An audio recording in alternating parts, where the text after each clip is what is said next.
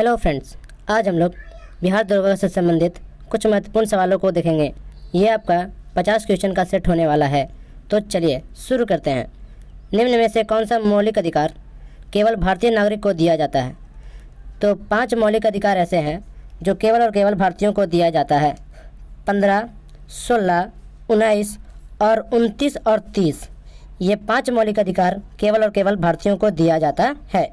Next, निम्नलिखित कथनों पर विचार करिए। राज्यसभा के सदस्यों का कार्यकाल 4 वर्ष का होता है। राज्यसभा के सदस्यों के लिए कम से कम 35 वर्ष की आयु होना आवश्यक है। राज्यसभा अस्थायी सदन है, लेकिन इसके 1/4 सदस्य प्रति दूसरे वर्ष पद मुक्त हो जाते हैं। तो इसका सही जवाब होगा 1 और 3। ये आंसर गलत है दोस्तों, क्योंकि राज्यसभा के सदस्य बनने के लिए 35 वर्ष का आयु होना आवश्यक नहीं है। राज्यसभा में केवल और केवल 30 वर्ष होना आवश्यक है और लोकसभा में 25 वर्ष होना आवश्यक है। तो इसका आंसर अगर आप देखा जाए तो उपयुक्त सभी होना चाहिए, परंतु ये 35 की जगह पर 30 होना चाहिए था। नेक्स्ट क्वेश्चन दोस्तों, धन विधेयक को राज्यसभा अधिकतम कितने दिनों तक रोक सकता है? तो धन विधेयक को राज्यसभा अधिकतम 2 सप्ताह अर्थात 14 दिनों तक रोक सकता है।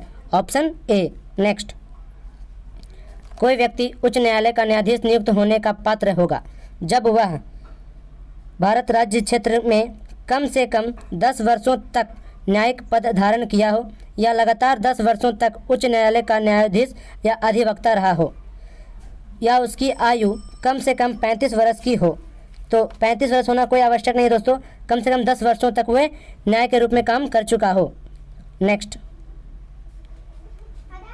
वित्तीय आपात उद्घोषणा का अनुमोदन करने वाले संकल्प सदन के दोनों सदनों के द्वारा कितने माह के भीतर होना चाहिए?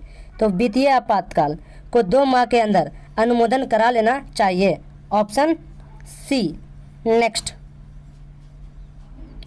भारत में पहली बार केंद्र सरकार के विरुद्ध लोकसभा में अविश्वास प्रस्ताव कब लाया गया था? तो भारत में पहली बार अविश्वास प्रस्ताव 1963 में लाया गया था, जो पंडित जवाहरलाल नेहरू के विरुद्ध था। सॉरी दोस्तों, 1963 में पंडित जवाहरलाल नेहरू नहीं थे, लाल बहादुर शास्त्री जी थे जिनके ऊपर अविश्वास प्रस्ताव लाया गया था।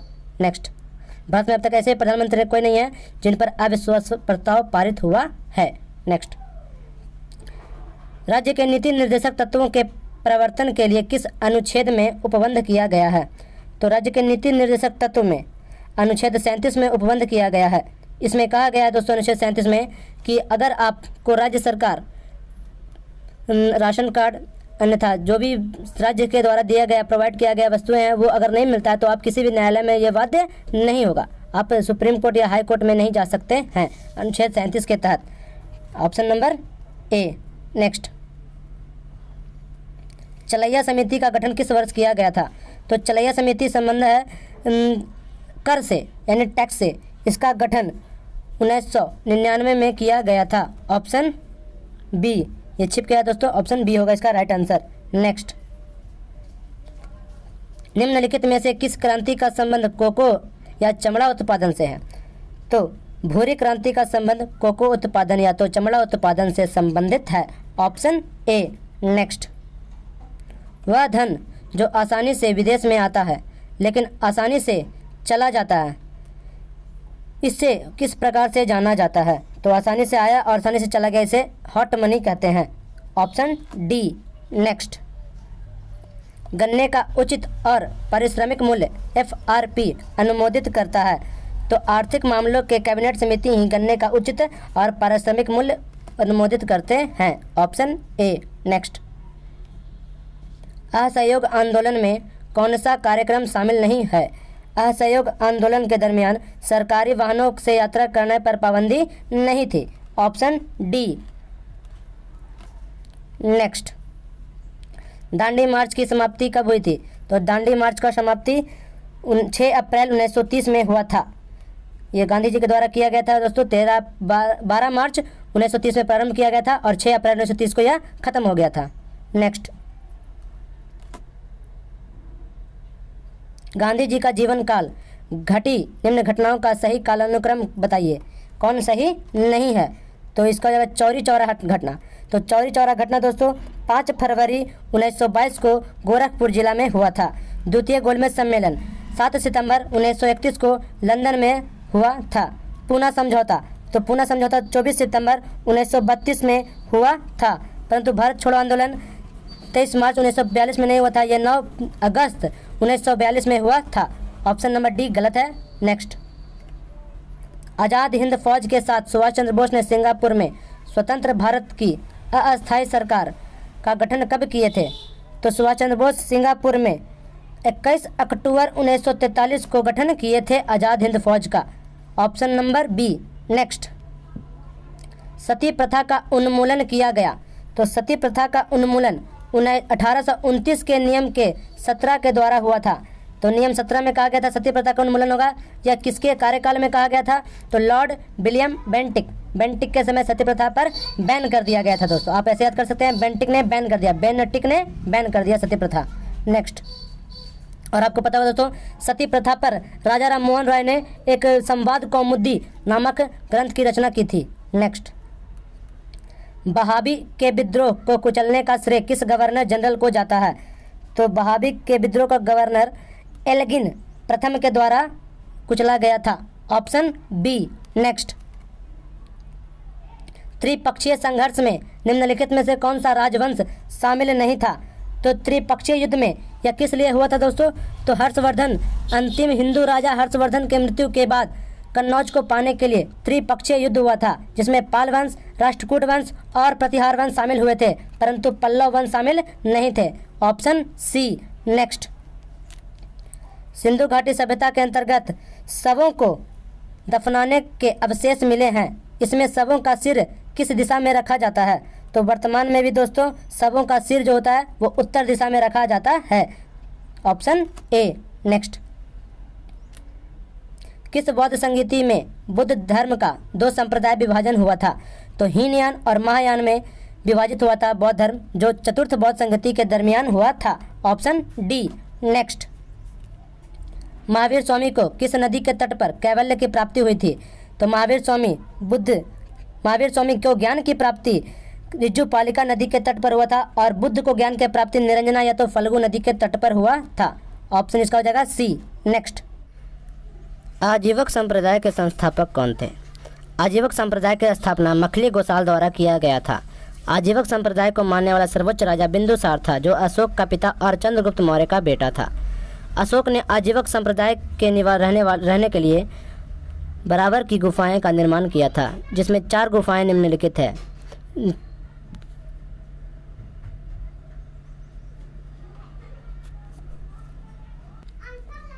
कर्ण, सुदामा, विश्व झोपड़ी और चोपड़ा। नेक्स्ट, किस मुगल शासक के शासनकाल को स्थापत्य कला का स्वर्णिम काल कहा जाता है? तो शाहजहां के शासनकाल को स्थापत्य कला का स्वर्ण युग कहा जाता है। Option C. इसी के समय आगरा का ताजमहल बना था, जो आपको याद करने में सबसे महत्वपूर्ण योगदान देगा। नेक्स्ट, मुगल काल में मुहतसिब कौन था? तो मुगल काल में मुहतसिब आचरण अधिकारी को कहा जाता था। Option D. नेक्स्ट,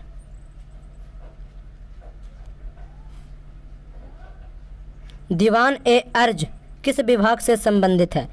तो दीवान ए अर्ज सैन्य विभाग से संबंधित है, जिसे फिरोज शाह तुगलक द्वारा बनाया गया था। नेक्स्ट, वसावन व दंसवंत किस शासक के दरबारी कवि थे? तो वसावन और दंसवंत ये अकबर के दरबारी चित्रकार हुआ करते थे। Option B. Next, Narora, Kudankulam, Kakrapar, Tarapur ये कौन है जो सम्मिलित नहीं है? तो नरोरा उत्तर प्रदेश का परमाणु गृह है। कुंडनकुलम है दोस्तों तमिलनाडु का, कुंडनकुलम तमिलनाडु का है। काकरापारा गुजरात का है और तारापुर महाराष्ट्र का है। भारत का प्रथम परमाणु विद्युत गृह तारापुर था, जिसे अमेरिका के सहायता द्वारा बनाया गया था। नेक्स्ट, 38वीं समांतर रेखा किन 2 देशों से मध्य है? तो 38वीं समानांतर रेखा उत्तर कोरिया और दक्षिण कोरिया के बीच स्थित है। Option A. Next,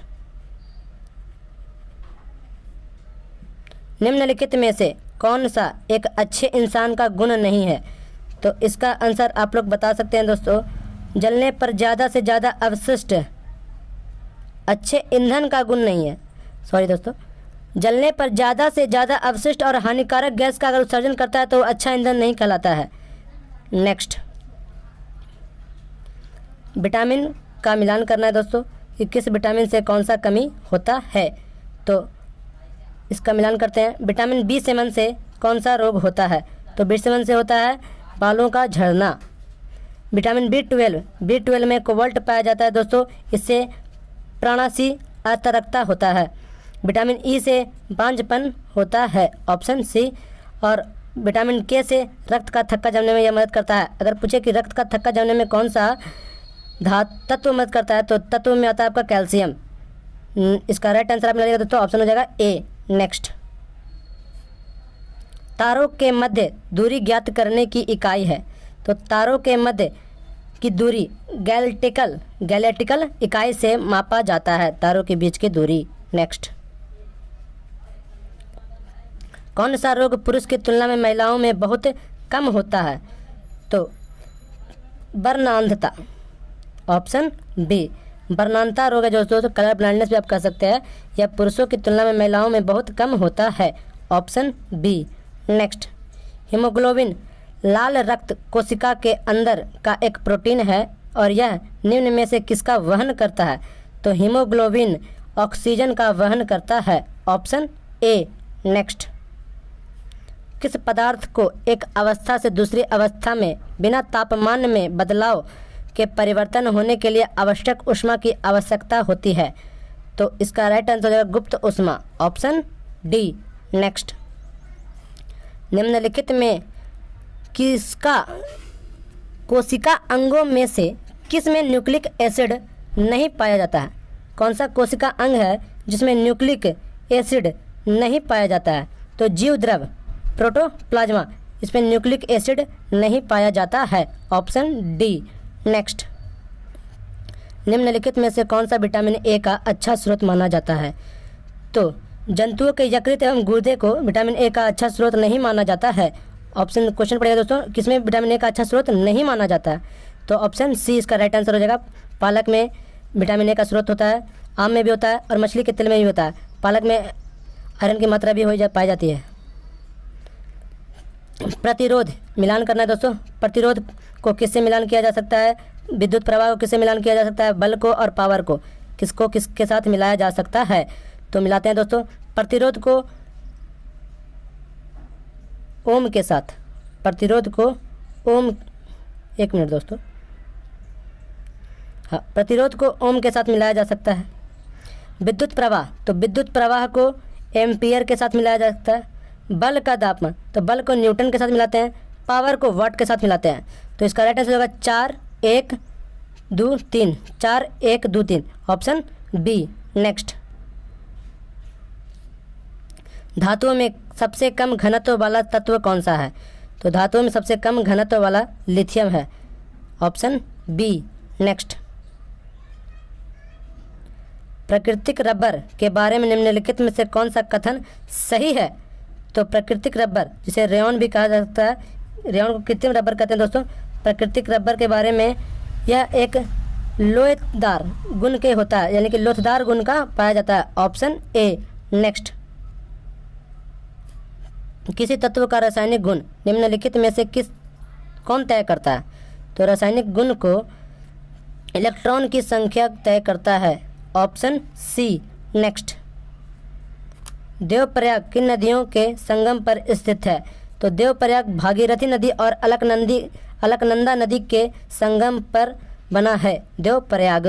next, Karnaprayag है दोस्तों, पिंडार नदी और अलकनंदा नदी पर कर्णप्रयाग हो गया दोस्तों। नेक्स्ट हो गया कि निम्नलिखित में से कहाँ गया दोस्तों? निम्नलिखित में से किस राज्य में कर्क रेखा बीचों बीच से गुजरती है?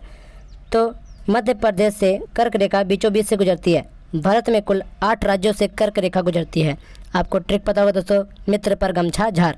मिजोरम, त्रिपुरा, गुजरात, मध्य प्रदेश, छत्तीसगढ़, झारखंड, पश्चिम बंगाल और राजस्थान। नेक्स्ट, निम्नलिखित में से कहाँ सर्वाधिक जैव विविधता पाई जाती है? तो सर्वाधिक जैव विविधता उष्णकटिबंधीय वर्षा वन में पाया जाता है। ऑप्शन सी इसका राइट आंसर होगा। नेक्स्ट, कौन सुमेलित नहीं है? तो इसका मिलान करते हैं दोस्तों। बांधवगढ़, तो बांधवगढ़ मध्य प्रदेश में है। रोहिला यह गुजरात में नहीं है दोस्तों, रोहिला भी मध्य प्रदेश में ही स्थित है। बांदीपुर राष्ट्रीय उद्यान, तो बांदीपुर कर्नाटक में है। सिमलीपाल उड़ीसा में है। एक बार आप रोहिला देख लीजिएगा दोस्तों, रोहिला किस राज्य में अवस्थित है। नेक्स्ट,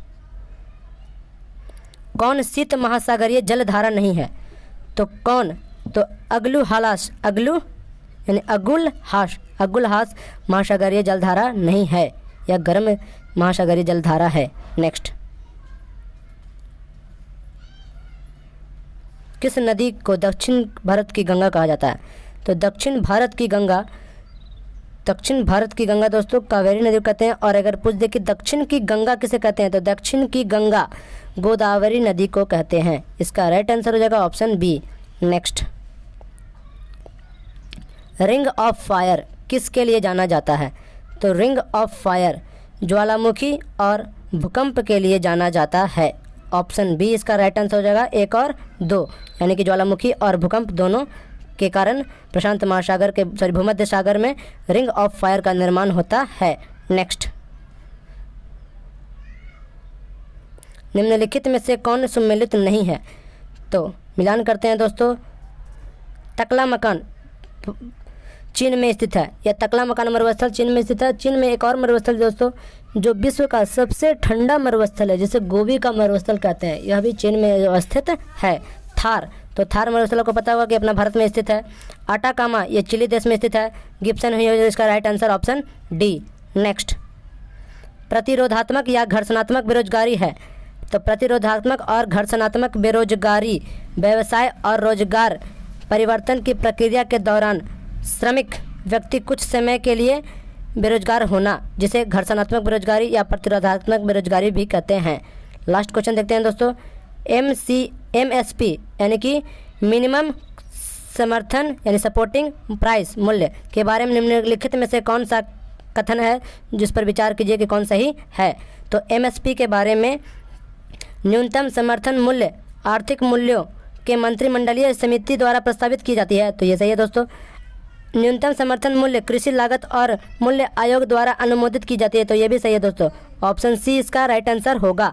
तो आज हम लोग 50 क्वेश्चन का सेट देखे दोस्तों। अगला किसी बिहार तरह के किसी सेट में 100 क्वेश्चन का भी प्रश्न लाया जाएगा। ये वीडियो लंबा होने के कारण आज हम लोग इतना ही रख देते हैं। धन्यवाद।